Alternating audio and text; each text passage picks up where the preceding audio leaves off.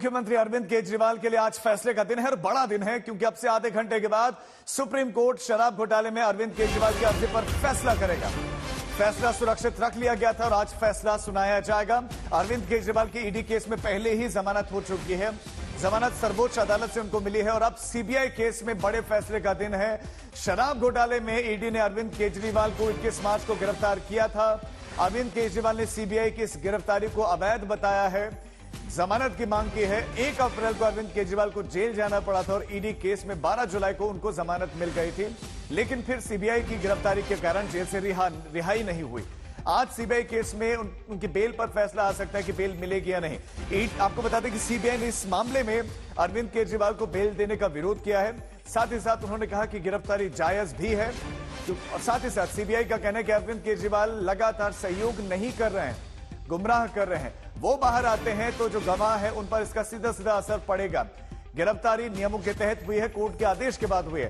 अरविंद केजरीवाल पिछले 6 महीनों से जेल में बंद है। इससे पहले एक बार जब उनको जमानत मिली लोकसभा चुनावों के लिए प्रचार के लिए, शराब घोटाला मनी लॉन्ड्रिंग केस में उनको जेल मिली है, लेकिन मनी लॉन्ड्रिंग मामले में उनको जमानत मिल चुकी है। ईडी मामले में जमानत मिल चुकी है।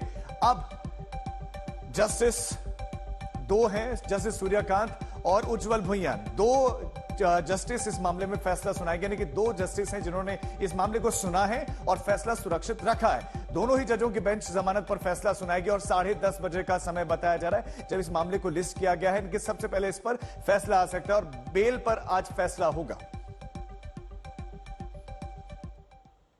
शराब घोटाले में सबसे पहले ईडी ने 21 मार्च को दिल्ली के मुख्यमंत्री को गिरफ्तार किया था।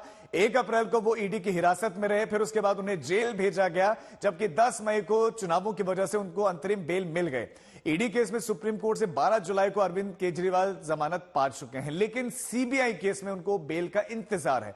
आज सुप्रीम कोर्ट जमानत पर फैसला सुनाएगा और सीबीआई की तरफ से वकील लगातार कह रहे हैं कि अरविंद केजरीवाल को पहले तो सीधा जो ऊपरी अदालत में नहीं आना चाहिए था, उनको निचली अदालत में जाना चाहिए था। तो जब तिहाड़ जेल गए, तारीख थी 1 अप्रैल 2024, बेल भी मिली थी जब हाथ लहराते हुए चुनाव प्रचार करते हुए अलग अलग जगहों पर दिखे 10 मई की तारीख। उसके बाद उन्होंने वापस सरेंडर किया और तिहाड़ जेल में गए और अब उनको इस बीच में ईडी से जमानत मिल गई, पीएमएलए एक्ट में जमानत मिली और उसकी तुलना में सीबीआई कम सख्त माना जाता है इसके जो सेक्शन है। लेकिन अब इसी मामले में अरविंद केजरीवाल को क्या जमानत मिलेगी यह तय हो जाएगा अब से कुछ मिनटों के बाद, जब इस मामले में सर्वोच्च अदालत अपना फैसला पढ़ेगा।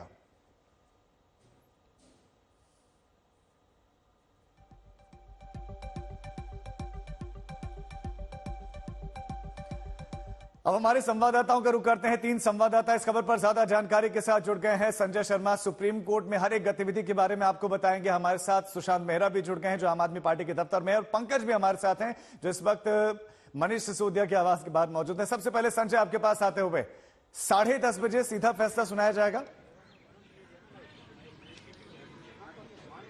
10:30 बजे पहला आइटम यही है जिसमें जजमेंट प्रोनाउंस होगा और जस्टिस सूर्यकांत और जस्टिस उज्जवल भुइयां की पीठ इस मामले में फैसला सुनाएगी। लेकिन जहां तक अभी तक कॉज लिस्ट से पता चला है, दोनों जजों के फैसले अलग अलग लिखे हुए हैं। अब ये देखना दिलचस्प होगा कि क्या दोनों जज किसी मुद्दे पर, अरविंद केजरीवाल की जमानत के मुद्दे पर एक राय है, बाकी कौन से मुद्दे हैं जिन पर उनकी राय अलग अलग है, ये देखना दिलचस्प होगा। 2 मामलों में फैसला आएगा। पहला अरविंद केजरीवाल की जमानत, नियमित जमानत, और दूसरा जिसमें उन्होंने सीबीआई के हाथों अपनी गिरफ्तारी को चुनौती दी है, उस पर भी फैसला आएगा। तो ये बस अब कुछ मिनटों का इंतजार रह गया है जिसमें ये पता चल जाएगा कि क्या अरविंद केजरीवाल को बेल मिल जाती है या फिर कहीं मामला, अगर स्प्लिट जजमेंट होता है इस तरह के मामलों में, अगर स्प्लिट जैसे 2 जजमेंट आ रहे हैं, स्प्लिट जजमेंट होता है तो उस समय फिर बड़ी बेंच के पास मसला जाएगा।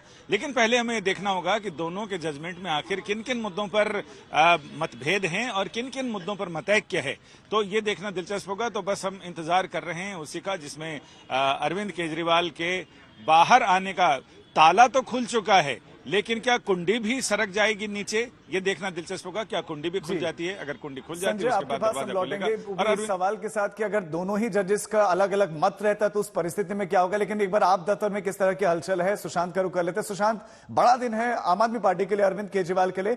आम आदमी पार्टी के दफ्तर में किस तरह की हलचल है? देखिए, मैं आपको बता दूं कि आम आदमी पार्टी के दफ्तर में तमाम जो कार्यकर्ता हैं वो अब धीरे धीरे पहुंचना शुरू हो रहे हैं, क्योंकि उम्मीद है, क्योंकि दिल्ली के मुख्यमंत्री अरविंद केजरीवाल दिल्ली के लिए एक बड़े ब्रांड के रूप में साबित होते रहे हैं। हरियाणा के अंदर चुनाव है, वहां पर 90 सीटों पर आम आदमी पार्टी जो है वो पूरी तरीके से चुनाव लड़ रही है और 12 तारीख यानी कल नॉमिनेशन फाइल कर दिया था। अब से प्रचार प्रसार जो है वो शुरू होगा। अगर मुख्यमंत्री अरविंद केजरीवाल आते हैं तो वो स्टार प्रचारकों की लिस्ट में सबसे ऊपर नाम जो है वो उनका होगा।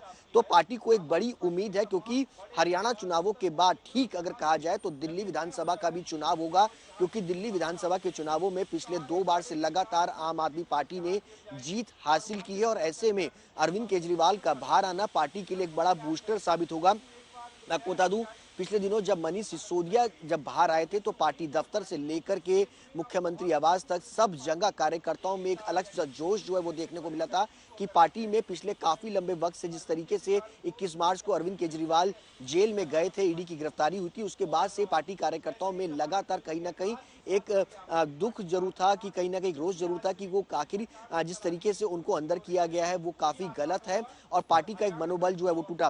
पार्टी के कई सारे मंत्री जो है, पूर्व मंत्री और पूर्व विधायकों ने अलग अलग पार्टी का दामन भी थामा। हाल फिलहाल में राजेंद्र पाल गौतम, उन्होंने कांग्रेस का दामन थाम लिया। उससे पहले पटेल नगर से जो विधायक थे उन्होंने बीजेपी का दामन थामा। तो कहीं ना कहीं पार्टी के अंदर एक तरह से देखा जाए तो कई टूट फूट जो है वो काफी तेजी के साथ बढ़ती हुई नजर आ रही थी।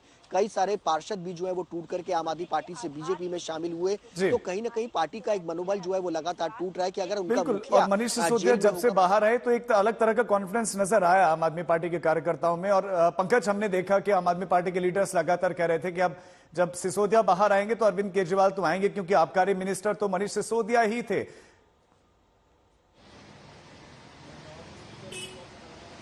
बिल्कुल, देखिए, आम आदमी पार्टी की जो उम्मीदें हैं वो बेहद सकारात्मक हैं, क्योंकि ये सुप्रीम कोर्ट ही है जिसने इस पूरे शराब नीति मामले में मनीष सिसोदिया को राहत दी है। तो वहीं संजय सिंह भी इसी मामले में बाहर आए थे जेल से, और ऐसी स्थिति में अब आम आदमी पार्टी की जो लीगल टीम है उसके सामने सबसे बड़ी चुनौती है। और जो हमें जानकारी मिल रही है कि पार्टी के तमाम बड़े नेता 10:30 बजे से अपने लैपटॉप और फोन की स्क्रीन पर इस सुनवाई को सुनते हुए नजर आएंगे और साथ ही साथ आगे की जो रणनीति है उस पर तेजी से काम किया जाएगा, क्योंकि इसके बाद जो सबसे अहम लोकेशन होगी वो होगी मुख्यमंत्री आवास। तो 10:30 बजे के बाद जैसे ही फैसला सुनाया जाता है उसके बाद आम आदमी पार्टी अपना अगला कदम उठाएगी, क्योंकि अगर सकारात्मक रिजल्ट आता है आम आदमी पार्टी की माने तो उसके बाद जो कानूनी टीम है उनकी भूमिका काफी बढ़ जाएगी, क्योंकि वहां से आपको जो बेल ऑर्डर है वो लेकर लोअर कोर्ट में जाना होगा, वो वहां से तिहाड़ जेल की तरफ पहुंचेगा। तो ये एक प्रक्रिया हमने पिछले दिनों भी देखी है मनीष सिसोदिया और संजय सिंह के मामले में भी। लेकिन ये भी देखना होगा कि क्या सुप्रीम कोर्ट कुछ शर्तें भी लगाता है, क्या इस पूरे मामले में जो फैसला आना है वो राहत भरा होता है या नहीं। लेकिन आम आदमी पार्टी की नजर है, उनकी दिल की धड़कनें बिल्कुल तेज है, क्योंकि ये आम आदमी पार्टी के